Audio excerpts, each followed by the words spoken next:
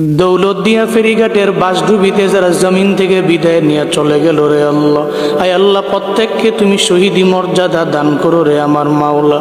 আয় আল্লাহ কান্নার আওয়াজ, আয় আল্লাহ বাবা কান্না করে নিজের সন্তানের জন্য, স্বামী কান্না করে স্ত্রীর জন্য।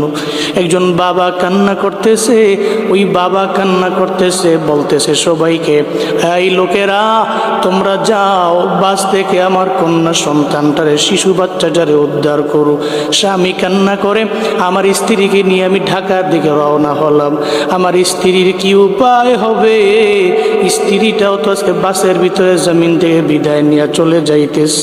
ও দয়ার আল্লাহ, আয় আল্লাহ যারা জমিন থেকে বিদায় নিয়ে চলে গেছে রে আমার মাওলা, প্রত্যেককে তুমি মাফ করে দাও, শহীদি মর্যাদা দান করে দাও রে আমার আল্লাহ।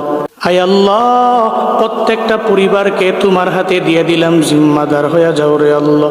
পরিবারে সুখের ছায়া নেমে এসেছে, সুখ সন্তপ্ত পরিবারকে তোমার হাতে দিয়ে দিলাম, ধৈর্য ধারণ করার তৌফিক দান করো আল্লাহ। সমস্ত অ্যাক্সিডেন্টের হাত থেকে তুমি আমাদের দেশের মানুষগুলোকে হেফাজত করো মাওলা।